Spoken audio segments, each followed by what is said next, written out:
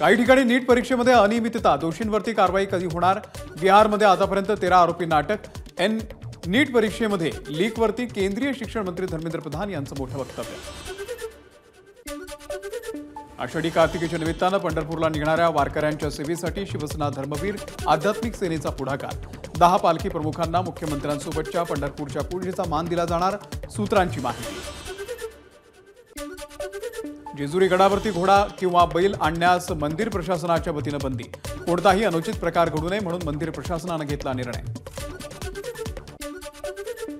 शालेय अल्पवयीन विद्यार्थिनींना जबरदस्ती दुचाकी शिकवण्याचा बहाणा करून छेडछाड करणाऱ्या महिलांकडून चोप। पुणे शहरातील नागपूर चाळ भागामध्ये घडली घटना। छेडछाड प्रकरणामध्ये या व्यक्तीच्या विरोधात एरोडा पोलीस ठाण्यामध्ये तक्रार। पुण्यामध्ये मध्यरात्री भरधाव चारचाकीची रिक्षाला धडक, अपघातामध्ये रिक्षातील प्रवासी जखमी। दानोरी परिसरातली घटना।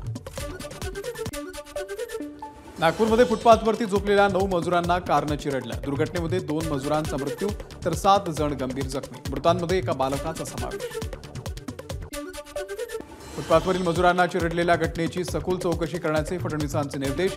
दुर्घटनेनंतर रात्रीची गस्त वाढवून ड्रंक अँड ड्राईव्हची मोहीम तीव्र करण्याचे फडणवीसांचे पोलीस प्रशासनाला निर्देश। जयंत पाटील गोड बोलतात, पण जयंत पाटलांचा विरोध तुम्ही पाहिला नाही। मला टोकाला जायला लावू नका, जयंत पाटील यांच्या भाषणातील वाक्याचं रील्स व्हायरल। जादूटोण्याच्या संशयावरून वृद्धाला मारहाण, अॅट्रॉसिटी अंतर्गत गुन्हा दाखल। भंडारा जिल्ह्यातल्या गोसीखुर्द मधील घटना।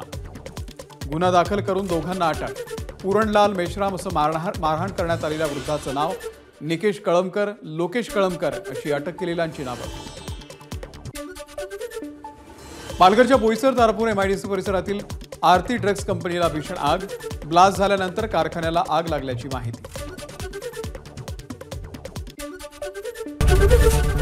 ABP माझा, उघडा डोळे बघा नीट।